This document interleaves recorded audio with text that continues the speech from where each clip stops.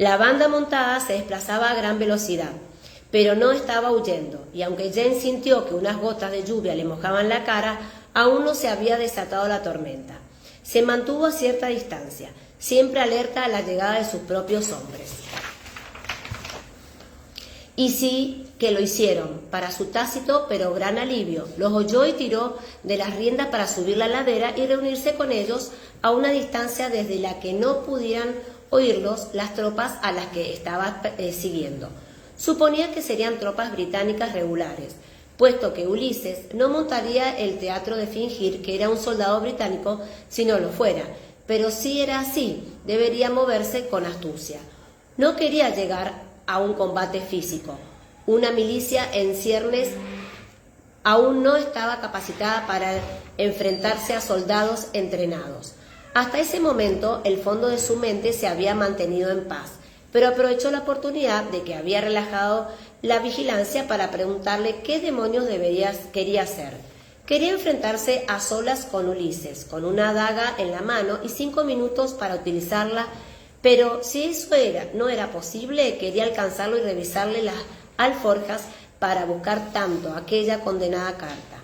¿Por qué no había sido lo bastante rápido como para impedirle que la cogiera? Como la escritura original, si es que Ulises la llevaba consigo, lo que implicaba separarlo de su acompañante y tenerlo secuestrado en algún sitio durante un lapso de tiempo breve, habría dado los dedos de la mano derecha que le quedaban por tener al joven Ian a su lado, pero no se atrevía a esperar. Se persignó dedicando una breve plegaria a San Miguel y con cuidado hizo avanzar a su caballo a través de un bosquecillo de abetos. Cuando salió por el otro lado, divisó la imagen fugaz de la ijada de un caballo y oyó el tintineo de los arreos. «Trobat aseo, aquí». Todavía no llovía, pero en el aire se percibía la misma cualidad extraña y amortiguada, lo que le dio la impresión de que había gritado a través de una almohada. En cualquier caso, lo oyeron, y 1 o 2 minutos después se pusieron en camino.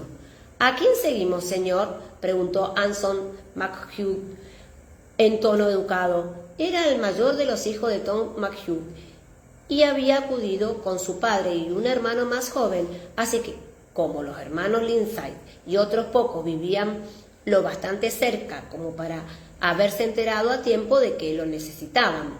«A una banda de soldados británicos negros», le explicó Jane.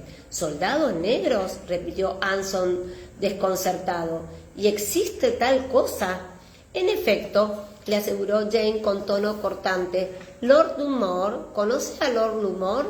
«Oh, sí, no importa. Lo empezó él hace unos años cuando metió en lío a los virginianos a los que suponía que tenía que gobernar. Como ellos se negaron a obedecerlo, hizo correr la voz de que cualquier esclavo que decidiera incorporarse al ejército sería liberado y recibiría alimentos, ropa y paga». Añadió pensando, eso era más de lo que la mayoría de los soldados continentales podían esperar. Anson asintió con una expresión seria en su joven rostro.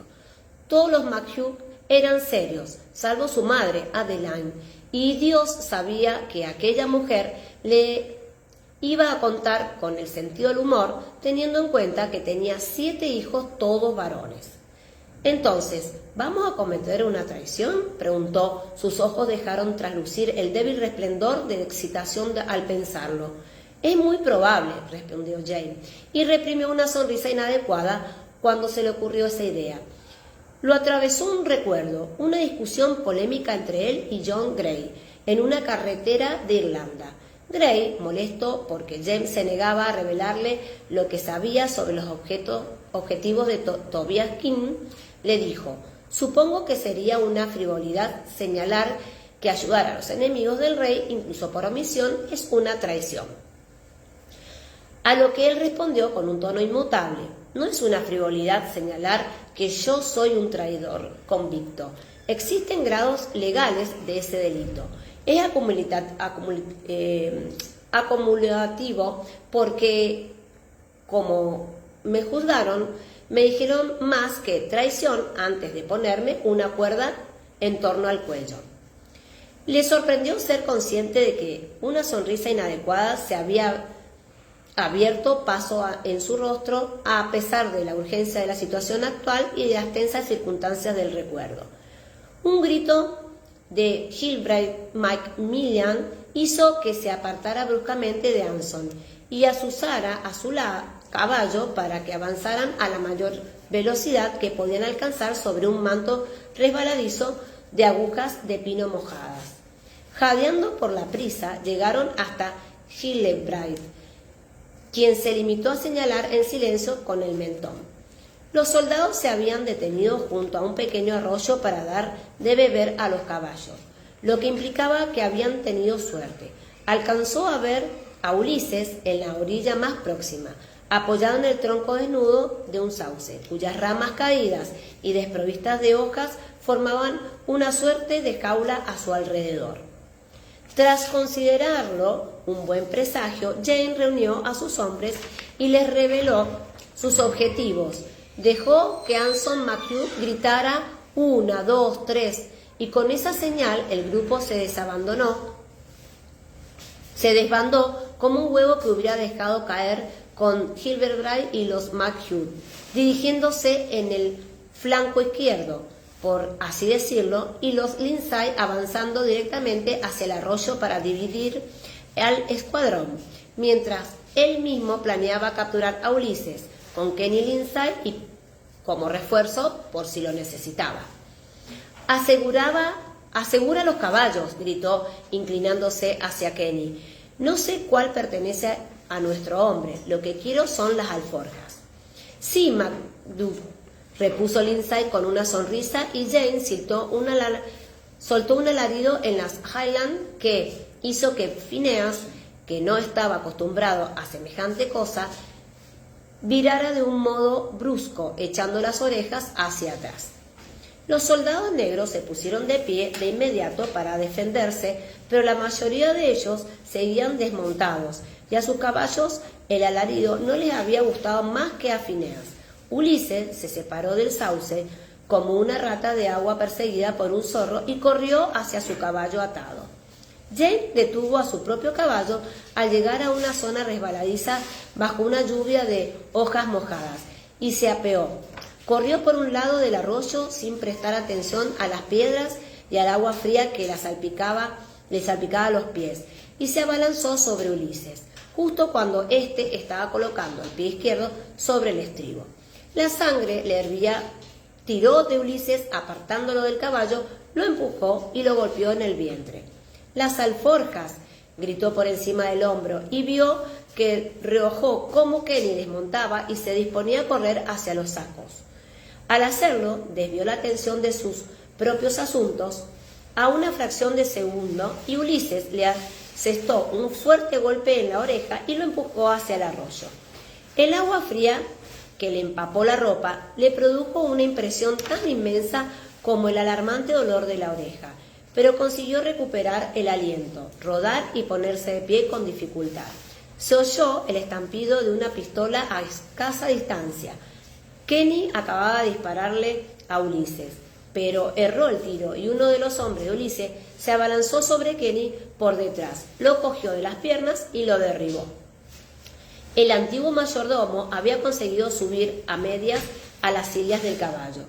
Lo espolió y se lanzó hacia el arroyo en dirección a Jane, quien saltó hacia un lado y luego volvió a caer tras pisar una piedra resbaladiza. Una de las patas traseras del caballo lo pateó en la cadera cuando estaba tratando de levantarse. Hizo que se despatarrara hacia atrás. Estaban tan furiosos que ni siquiera podía maldecir de modo coherente el ojo izquierdo. Le lagrimeaba profusamente e intentó limpiárselo con la manga, pero en vano, porque la propia manga estaba empapada. Los Lindsay se habían lanzado a perseguir a Ulises y al pequeño grupo de soldados que lo rodeaba, mientras que los McHugh habían ido tras su propia presa, alejándola del arroyo hasta un enmarañado malezal de alisos y cicuta. Jane pudo oír los gritos y el ocasional choque de espalda con caños de armas. No quería que hubiera muertos, y lo había dicho, pero era posible que los jóvenes Makhut y lo olvidaran en el fragor de su primera batalla real. Y tampoco era probable que los soldados de Ulises tuvieran la misma limitación. Su propio caballo seguía donde él lo había dejado. Mirabile dictu. A Phineas no le gustó nada que su amo siguiera moviéndose, y cuando James se subió a la silla, chorreando agua, trató de morderle la pierna. James le hizo un fuerte golpe en el hocico con las riendas, lo obligó a girar la cabeza e hizo que subiera por la colina, hacia los ruidos de pelea.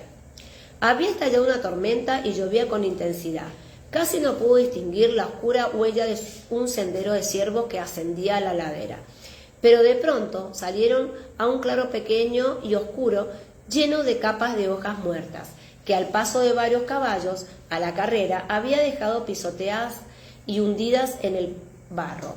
Algunos de los soldados británicos contaban con mosquetes, pero los atacantes lo tenían demasiado ocupado y no les daban la oportunidad de apuntar. En la mayoría de los casos, sin embargo, una de las armas se disparó despidiendo un fuerte ¡pum! Y una nube de humo blanco, y, antes de que Jane pudiera saber si alguien había resultado herido, la tierra que tenía delante se movió. Se estaba moviendo, joder. A esas alturas, Phineas ya estaba harto, y a pesar de los intentos de Jane por hacer que se diera la vuelta, el caballo cambió de idea de repente, y relinchando de furia, se lanzó contra la silueta movediza. Un enorme jabalí negro salió como una explosión de entre las hojas debajo de las cuales estaba durmiendo, y todos los caballos enloquecieron. El sonido de los caballos y hombres me llegó débilmente a través de los árboles desde la dirección de la casa. Yo estaba en la bodega de Tubérculos, dando vuelta a los ñames en busca de señales de putrefacción, pero dejé caer el que tenía en la mano y salí de la bodega como una comadreja de su madriguera, en alerta máxima. No eran ruidos de combate, me llegaba el sonido de varios hombres, pero no oía alaridos ni sonidos de violencia. Cerré la puerta de la bodega de un golpe y corrí hacia la casa, aunque reduje un poco la velocidad cuando oí los ladridos de Bluebell.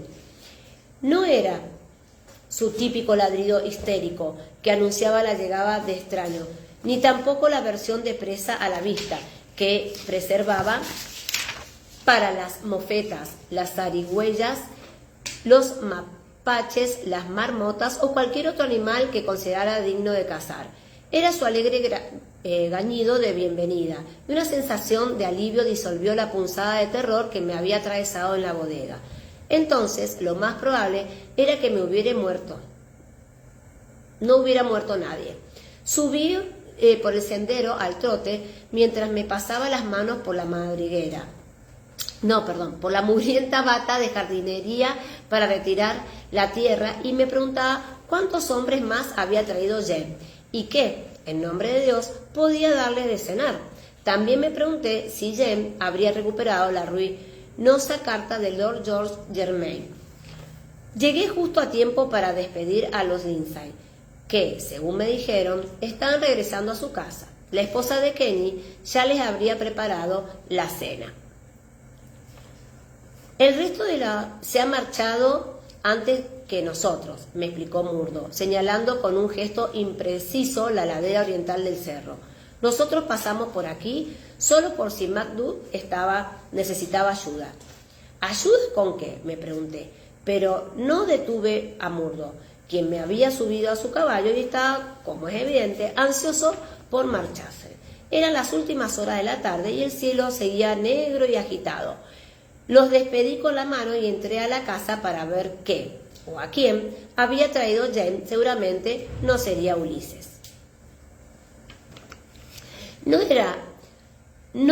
lo era. Lo oí hablar con alguien en mi consulta, en tono cortés, así como la respuesta de otro hombre, y no se trataba de un hombre al que no conociera.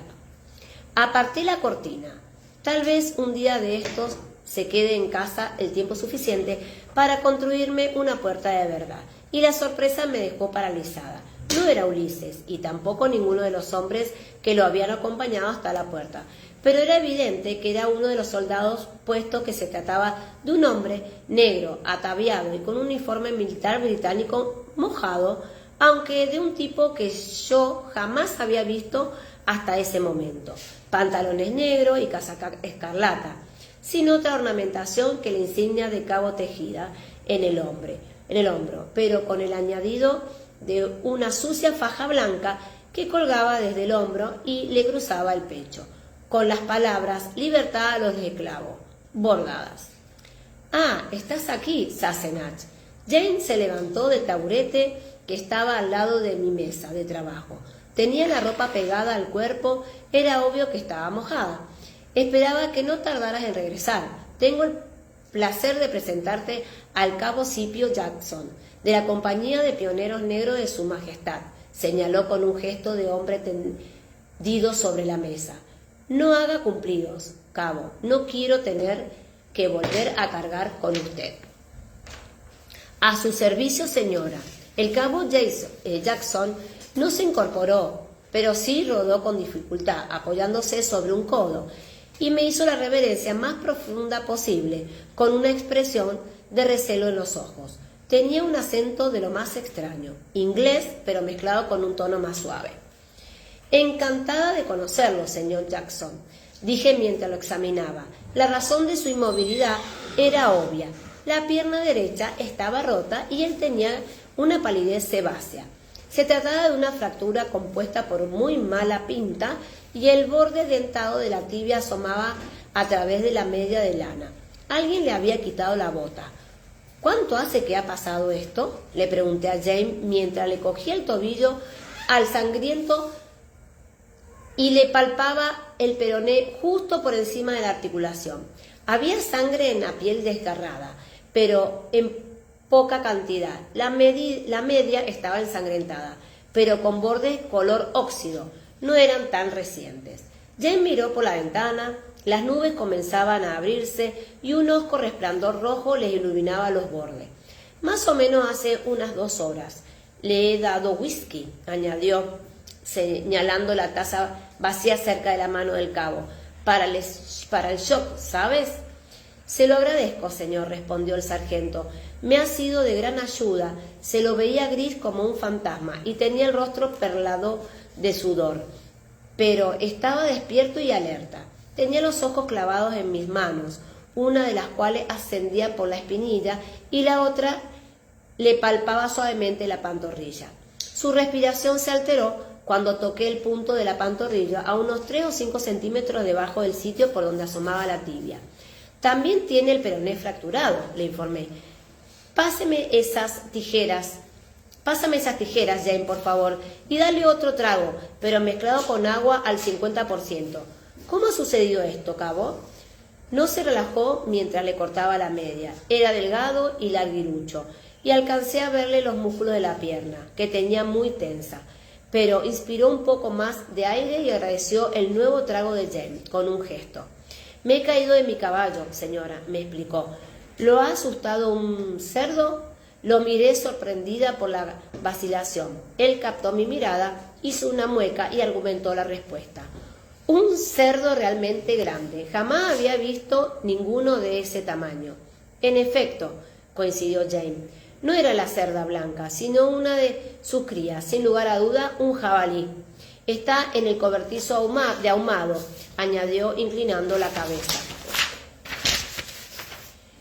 hacia las partes traseras de la casa. «De modo que no ha sido un día perdido», dijo.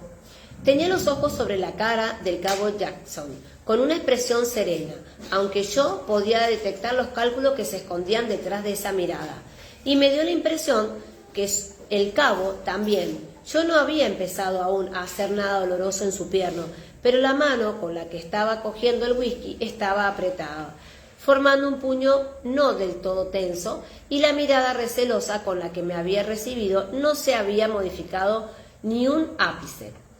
«¿Fanny está en casa?», le pregunté a Jane. «Necesito ayuda para estabilizar esta pierna y vendarla». «Yo te ayudo, Sassenach», respondió. Se incorporó y se dirigió a mis armarios. «Dime, ¿qué necesitas?». Lo miré de Él me devolvió la mirada de frente, con una expresión serena e implacable. No pensaba dejarme sola con un hombre que en teoría era un enemigo, por incapacitado que estuviera. Yo me debatía entre la ligera irritación y un innegable sentimiento de alivio. Lo que me molestaba era ese alivio. Bien, intervine cortante, y él sonrió. Luego hice una pausa, porque se me acababa de ocurrir una pregunta. Jane, ¿me acompañas un momento? Estará bien aquí, señor Jackson. No se mueva demasiado. El cabo Jackson levantó sus enmarañadas cejas y asintió. Llevé a Jane a la cocina y cerré la puerta de paño que la separaba de la parte delantera de la casa. ¿Qué planeas hacer con él? Le espeté. Quiero decir, ¿es tu prisionero? Yo había pensado en estabilizarle la pierna y vendársela y luego administrarle lo que entonces se llamaba método Basora, modificado por mis propias pequeñas innovaciones. En esencia consistía en un vendaje ligero, aunque frágil, bañado con un yeso blanco y colocado sobre una media y con un relleno mullido.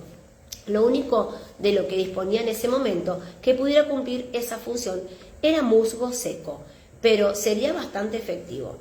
Para inmovilizar el miembro y, al mismo tiempo, permitirle la desambulación con la ayuda de un bastón y un poco de preocupación.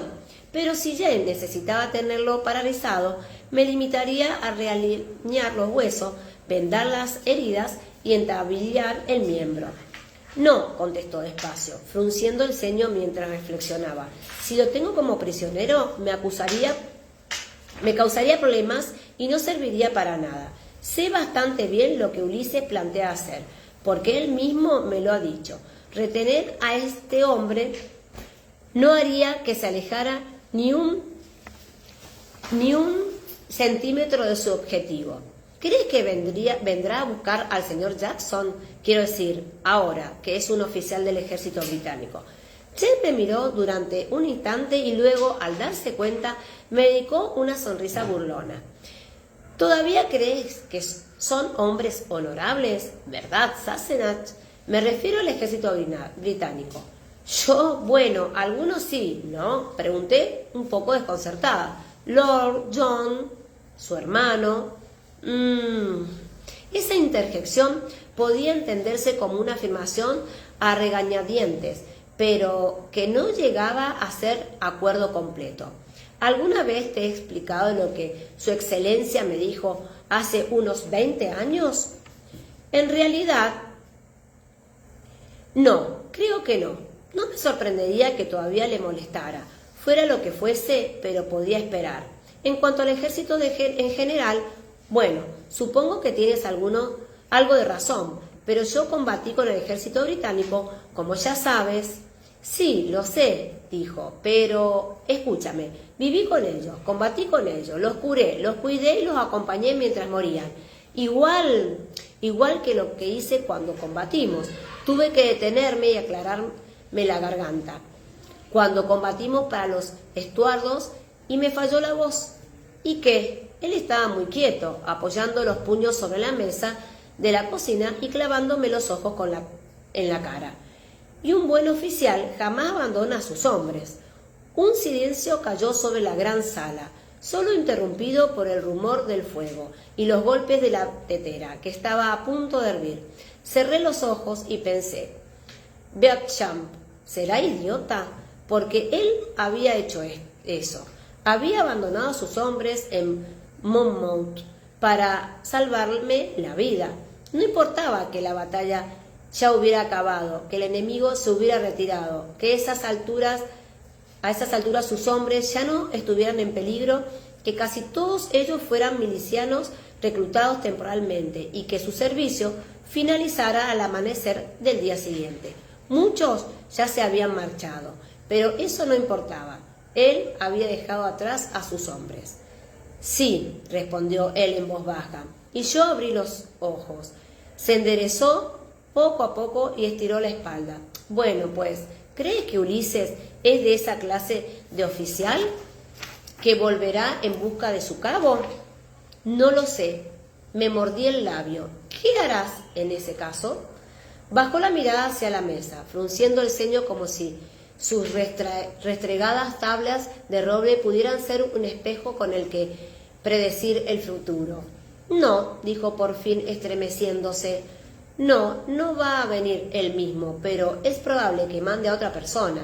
No estará a mi alcance, puesto que yo ya estoy advertido, pero no abandonará a este hombre. Reflexionó un momento más y asintió, tanto para él mismo como para mí. ¿Puedes curarlo lo bastante como para que esté en condiciones de viajar, Sassenach? Sí, con ciertas limitaciones, pero por eso te lo preguntaba. Entonces, hazlo, por favor. Cuando hayas acabado, hablaré con el cabo Jackson y decidiré qué hacer. James. Él ya se había dado la vuelta para marcharse, pero se detuvo, se volvió y me miró. ¿Sí? Tú eres honorable. Yo lo sé, y tú también lo sabes. Él esbozó una sonrisa al escucharlo. Lo intento, pero la guerra es la guerra, Sassenach. El honor solo te hace un poco más fácil soportarte a ti mismo después. Las palabras, y decidiré qué hacer, me alteraron bastante, pero no estaba personalmente preparada para hacer otra cosa que reducir la fractura del cabo Jackson, detener el sangrado y aliviarle el dolor lo máximo posible.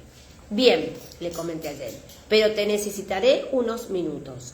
Alguien tiene que sujetarlo mientras le estiro la pierna, y Fanny no es lo bastante alta ni fuerte. Jen no se mostró muy entusiasmado por esa perspectiva, pero me siguió hasta la consulta, donde le expliqué la situación al cabo. No tiene que hacer nada salvo quedarse quieto y relajarse lo máximo posible. Haré lo que pueda, señora. Estaba sudoroso y húmedo, y tenía los labios casi blancos. Vacilé un instante, pero luego busqué el frasco de éter entre las posibilidades de su corazón, que su corazón se viera afectado, y de la pierna que le quedara completamente inservible. No había comparación posible. Voy a dormirlo, le dije, enseñándole la máscara de mimbre y la botella con el gotero. Le colocaré esta máscara en la cara y luego le añadiré unas gotas de este líquido. Huele un poco raro, pero si respira con normalidad se quedará dormido y no le dolerá cuando le recoloque la pierna. El cabo parecía más que dudoso, pero antes de que pudiera protestar, Jen le apretó el hombro. Si quisiera matarlo, ya lo habría ahogado en el arroyo o le habría disparado, le explicó, en lugar de arrastrarlo cuesta arriba para que mi esposa pudiera envenenarlo. Acuéstese. Le apretó los hombros con firmeza y Jackson cedió a regañadientes. Por encima de la máscara sus ojos se veían aprensivos y miraban hacia un lado y hacia otro como si estuvieran despidiéndose por última vez de lo que le rodeaba. Va a salir bien, lo tranquilicé. De pronto soltó un sonido repentino y apremiante. Extendió la mano y cogió la pequeña bolsa del cuero que colgaba de mi cuello y que se había separado de su lugar habitualmente entre mis senos cuando me incliné sobre él. ¿Qué es esto?, quiso saber, apartándose la máscara de mimbre con la otra mano. Parecía impresionado. ¿Qué hay dentro? Para ser sincera, no lo sé exactamente, respondí, y con delicadeza se la quité de los dedos. Supongo que se podría llamar una bolsa de medicina, como una especie de amuleto. Me la dio una sanadora india hace unos años, y cada cierto tiempo le añado algo, una piedra o tal vez un poco de hierba, pero no me pareció que estuviera bien sacar lo que ella había introducido. Su mirada de impresión se había convertido en otra de intenso interés. Teñido de algo que parecía respeto, extendió un dedo de la manera tentativa, levantó las cejas para pedirme permiso y tocó el cuero gastado. Y lo sentí, una pulsación débil que palpitó una vez contra la palma de mi mano. Él notó que yo lo había advertido y mudó el rostro. Seguía gris por el dolor, el frío y la pérdida de sangre, pero ya no había miedo en ella, ni de mí, ni de James, ni de ninguna otra cosa. Es un moco, dijo en voz baja y asintió con seguridad. Moco, repetí, sin estar nada segura, pero con cierta idea de lo que había querido decir. Claro que no había dicho mojo. Sí, volvió a asentir y respiró profunda y largamente, sin apartar los ojos de la bolsa. Mi bisabuela es Goulart. Es una hechicera. Creo que usted también lo es, señora. Volvió la cabeza hacia Jem con un movimiento abrupto. ¿Podría hacerme un favor, señor? En mi caso, un trapo rojo de franela atravesado por un alfiler. Jem me tiró con un gesto de pregunta, pero yo asentí, por lo que él, tras mover la cabeza a un lado y al otro, me cogió un áspero morral tirado en un rincón de la habitación. Volvió un poco después de un pequeño manojo de la tela roja en la mano. Jackson le dio las gracias con un gesto, se apoyó sobre un codo, sacó el alfiler con cuidado, abrió la tela y hurgó en el contenido con la yema de los dedos. Un instante después apartó algo del montón de piedras, plumas, semillas, hojas secas y pedacitos de madera y hierro. Me hizo el gesto de que me extendía la mano y depositó un objeto oscuro y duro sobre mi palma. Esto es un Juan Conquistador, explicó. Me lo dio mi bisabuela y me dijo que es una medicina de hombre y que me curará si me lastimo o enfermo.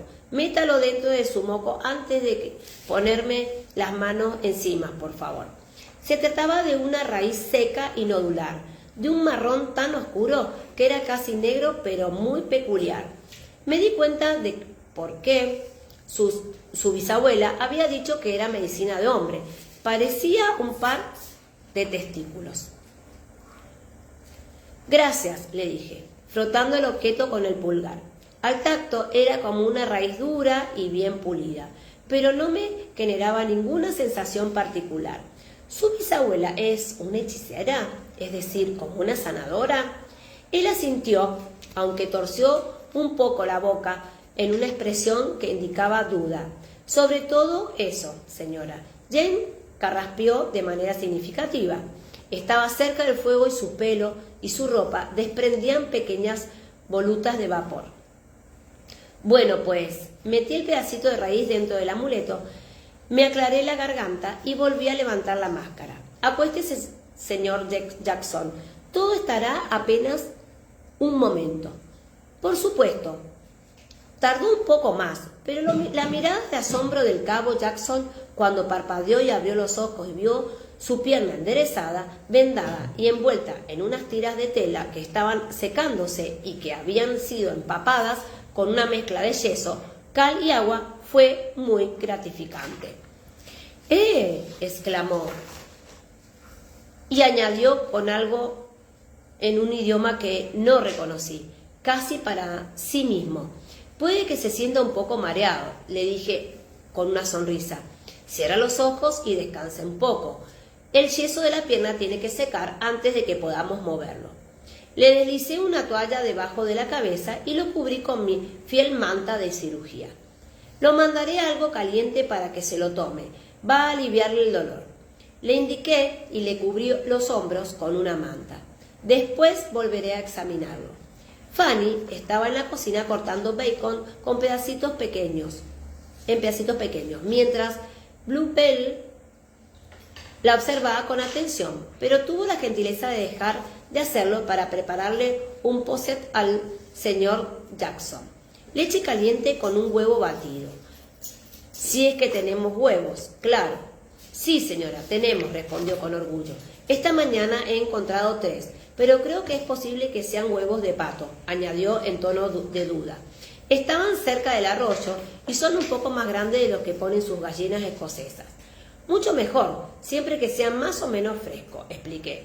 Si hay un embrión, ya sabes, el principio de un pato en el huevo, sácalo y dárselo a Bluebell. No va a alterar el posset. Tampoco lo notaría el cabo Jackson, añadí reflexionando, y agrega 2 medidas de whisky y una cucharada de azúcar. Creo que se quedará dormido de inmediato, pero si no es así, puedes darle una cucharada de láudano.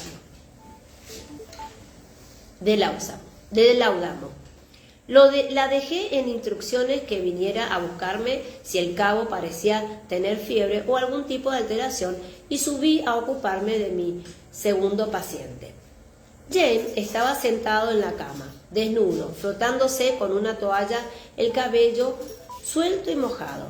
Me acerqué, cogí la toalla, le besé la nuca y comencé a secarle el pelo y a masajearle el cuero cabelludo. Él suspiró y aflojó los hombros aliviado. No tiritaba, pero tenía frío, demasiado incluso para la carne de gallina. Su piel tenía un aspecto liso, nacarado y estaba húmeda y fría al tacto. «Pareces una ostra por dentro», le dije, y me froté las manos para generar un poco de calor antes de colocarlas sobre los hombros. «Probemos con un poco de fricción». Él lanzó un pequeño sonido risueño y se inclinó hacia adelante, estirando la espalda en un gesto de invitación. «Si pensara que parezco una ostra, me preocuparía», repuso. «Dios mío, qué bien. ¿Cómo está tu hombro?» «Creo que quedará bien si no usa la pierna durante unas semanas. Las fracturas complejas son siempre un poco delicadas, porque hay riesgo de infección o de desplazamiento, pero la rotura en sí misma era relativamente limpia».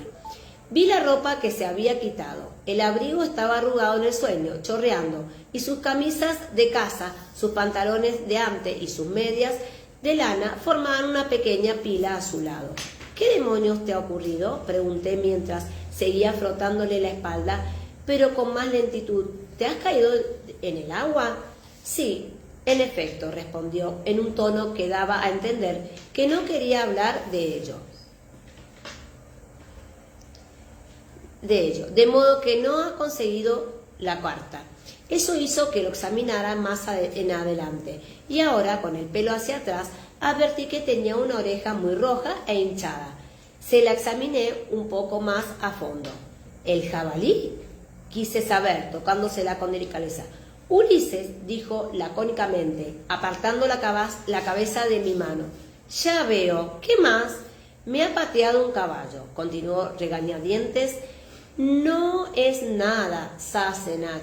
«¡Ja!», exclamé, apartando las manos de su espalda. «Eso ya lo había oído. Enséñamelo». Hizo un ruido de disconformidad, pero se inclinó de lado y apartó la mano. Había un hematoma nuevo y azulado que descendía desde la cadera por el costado de la pierna y se extendía unos 20 centímetros. Se lo palpé, provocando unos más quejidos, pero, por lo que pude ver, no tenía ningún hueso roto. «Ya te lo he dicho», insistió. «¿Puedo acostarme ahora?»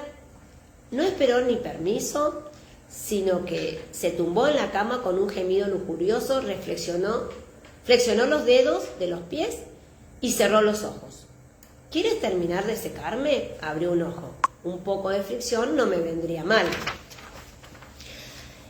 «¿Y si entra Fanny mientras te estoy administrando la fricción para informarnos de que el señor Jackson está agonizando?» «En ese caso, podría salvarlo». Empezó a mesearse despacio la mata húmeda y rojiza de su vello púbico, por si yo no lo había entendido bien, aunque no era así. «Probablemente no, a menos que se hubiera ahogado con el posset». «Bueno, habrá terminado el posset mucho antes de que tú llegues al punto sin retorno aquí». Ya me había contado tiempo atrás que combatir hacia que uno, siempre que fuera un varón, suponía experimentara una erección terrible, siempre que no estuviera malherido. Supuse que debía tomarse ese deseo de fricción como un dato tranquilizador. Me senté a su lado y cogí de manera reflexiva el punto en cuestión. También estaba frío, blanqueado y encogido, pero pareció cobrar temperatura con gran rapidez en mi mano.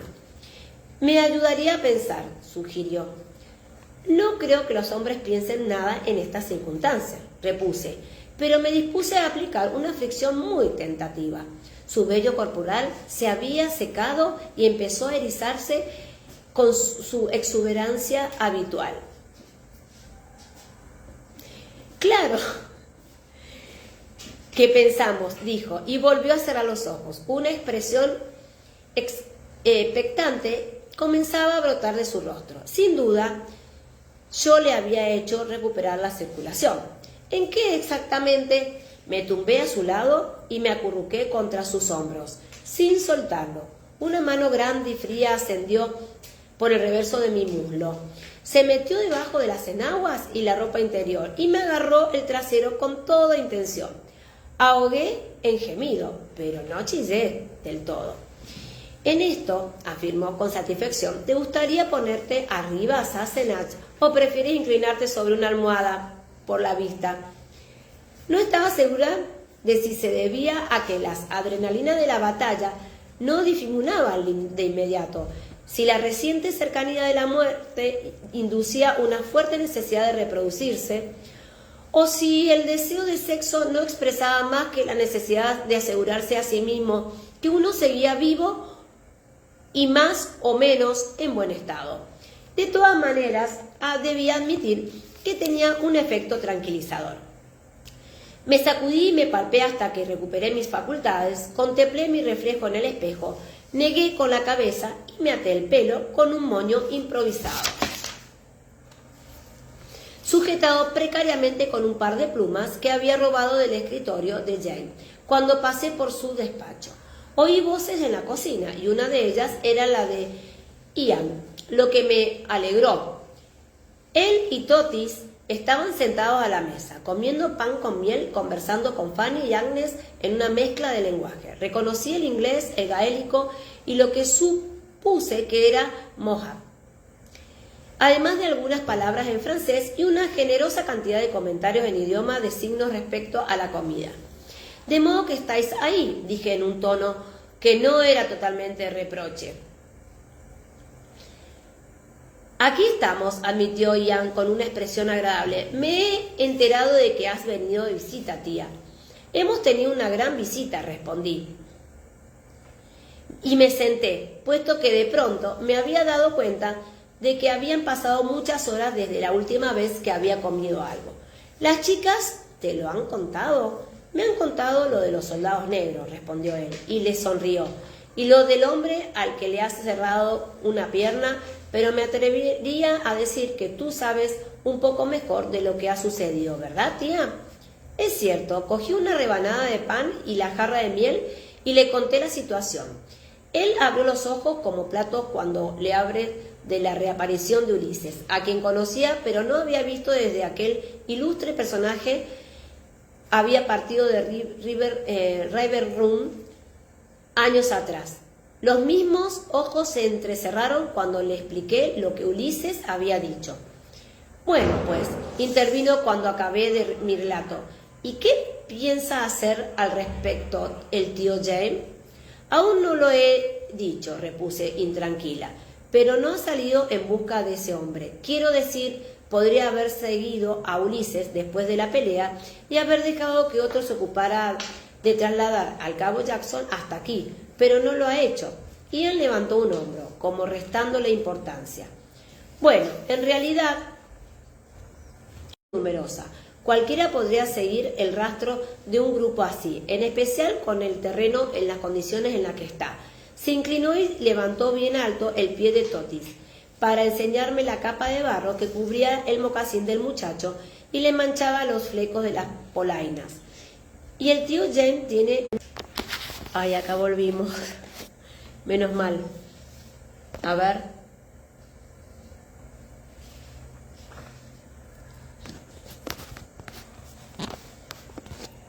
Acá sigo. Bueno.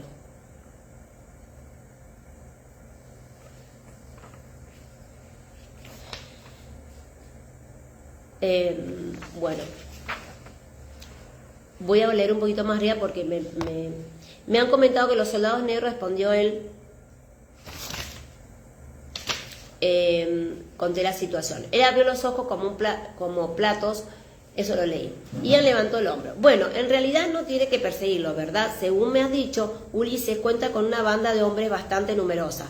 Cualquiera podría seguir el rastro de un grupo así, en especial con el terreno en las condiciones en las que está. Se inclinó y levantó bien alto el pie de Totis para enseñarme la capa. El tío Jen tiene un prisionero, añadió. Bueno, sigo acá. Antes de soltarle el pie a Totis y alborotarle el pelo, lo que hizo que el chico se riera. No tiene sentido perseguir a Ulises sin la milicia, y el tío Jane tardaría medio día en reunir a los hombres. Estoy seguro de que no lo haría, afirmé antes de servirme una taza de leche. Lo que menos desea es una batalla campal en la que pudiera haber muertos, de ambos bandos, y mucho menos matar a soldados y provocar la ira. Bueno, más ira del ejército británico. Sí, eso daría que hablar, comentó Ian en tono pensativo, y cuantos menos sepan sobre esa carta, mejor. Jesús, ni siquiera lo había pensado, exclamé. El pan con miel me estaba restableciendo la glucosa en sangre y empezaba a ser capaz de pensar de manera coherente. Si el contenido de la carta divulgaba ampliamente, lo que podría hacer que se enteraran los realistas, y no solo los del cerro, sino también los de los campos cercanos, las consecuencias serían desastrosas. Nada le gustaría más que reunir a uno de los denominados comités de seguridad, una tapadera para cualquier cosa, desde el chantaje hasta el bandolerismo, y venir a arrastrar al Fraser del cerro de Fraser, o prender fuego a una nueva e ilegítima residencia con él dentro, como había amenazado Ulises. Es una verdadera comadreja, desde luego, murmuré entre dientes. ¿El tío James no está lesionado?, preguntó Ian mirándome de arriba a abajo, con una expresión que no era exactamente una sonrisa de suficiencia o, como mínimo, no del todo. Está durmiendo, respondí, haciendo caso omiso de la insinuación. ¿Quieres un poco de pastel de manzanas y pasa, Totis? Él, por lo general, era un niño más bien solemne, pero ante ese ofrecimiento esbozó una inmensa sonrisa y dejó al descubierto el hueco que le había dejado un diente de leche que se le acababa de caer. Sí, por favor, tía abuela bruja, dijo. Fanny se echó a reír. Tía abuela bruja, repetí, fulminando a Ian con la mirada antes de levantarme para traer el pastel. Él se encogió de hombros. Bueno, el Sachen te llama. El Sachen vivía solo en una pequeña morada que había construido y que parecía formar parte del bosque, pero supuse que pasaría bastante tiempo con los Murray. Una cosa era el Sachen, otra los habitantes del cerro. No podían impedir que los arrendarios más suspicaces pensaran o dijeran que yo era una bruja, pero otra cosa era que mi sobrino nieto lo repitiera en público. Le dije Totis, tal vez podría llamarme con la palabra mojad para bruja. El desconcertado me miró con el ceño fruncido. Ian, que tenía una expresión muy poco extraña en la cara, se inclinó y lo susurró algo al oído. Luego los dos me miraron, Totis con una expresión reverente e Ian con circunspección. Creo que no, tía, intervino. Hay una palabra en Mohawk para eso, pero significa que tú tienes poderes, sin decir exactamente qué clase de poderes. Bueno, entonces solo tía abuela, por favor, le dije sonriendo a Totis, quien me devolvió la sonrisa, pero con una mirada de cierta cautela. Sí, así está bien. Ian se levantó y se quitó las migas de los pantalones de antes. Dile al tío Jen que iré a echarle un vistazo a Ulises. Quiero asegurarme de que realmente no ha ido a la montaña y no está merodeando por aquí. Y quiero saber qué rumbo va a tomar. Así podremos encontrarlo, aunque queramos.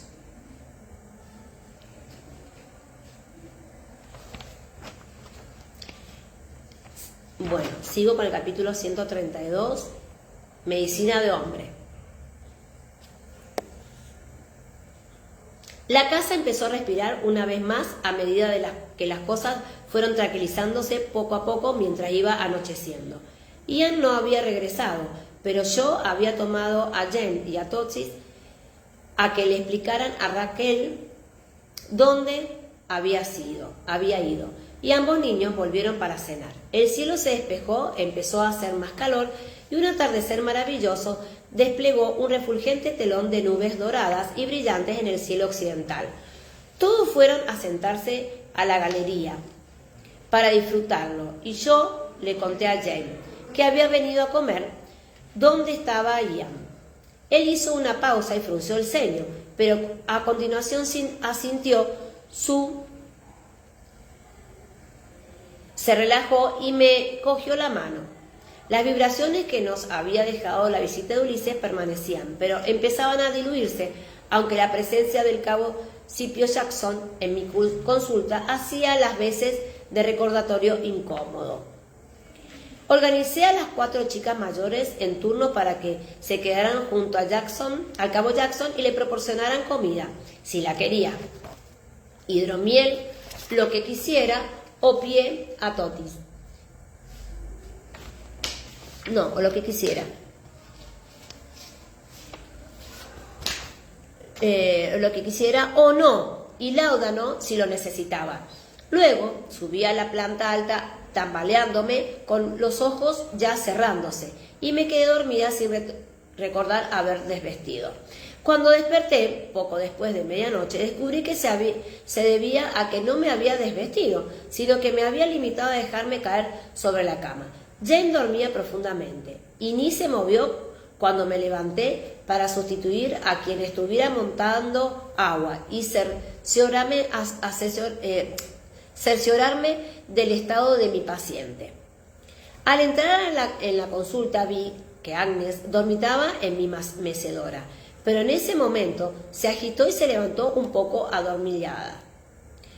Yo me llevé el dedo a los labios y le indiqué con un gesto que volviera a sentarse. Ella dobló las rodillas de inmediato y se quedó dormida casi antes de que su trasero se posara sobre el cojín. La silla se meció con suavidad hacia atrás bajo su peso. A esas alturas su embarazo ya era visible y luego se quedó inmóvil. La única luz provenía de las ascuas apagadas del pequeño brasero que se encontraba sobre la encimera y que emitían un brillo difuso, dándole a la consulta una cualidad desdibujada y onírica, resplandeciendo entre los frascos y proyectando una suave bruma entre las hierbas que se secaban colgando del techo. El cabo Jackson al final también se había quedado dormido. Yo había pasado a verlos en 2 ocasiones antes de acostarme, y como la última de esas veces lo había encontrado despierto, febril y sufriendo de lo que el personal sanitario, haciendo gala de tacto, suele llamar algunas molestias, le había dado una infusión de corteza de sauce y valeriana, con algunas gotas de láudano. Tenía la cara floja y tranquila, la boca un poco abierta y respiraba con un sonido ligeramente congestionado. Le puse ambas manos sobre la pierna con suma delicadeza, una debajo del vendaje de yeso, con un pulgar buscándole el pulso en el tobillo y la otra en el muslo. Se notaba que tenía la piel caliente, pero no tanto como para resultar alarmarme. Sentí el pulso de la arteria femoral lento y fuerte, así como mi propio pulso en las yemas de los dedos de la mano que tenía en el tobillo. Quedé inmóvil, respirando poco a poco, y sentí cómo ambos pulsos se igualaban entre mis manos.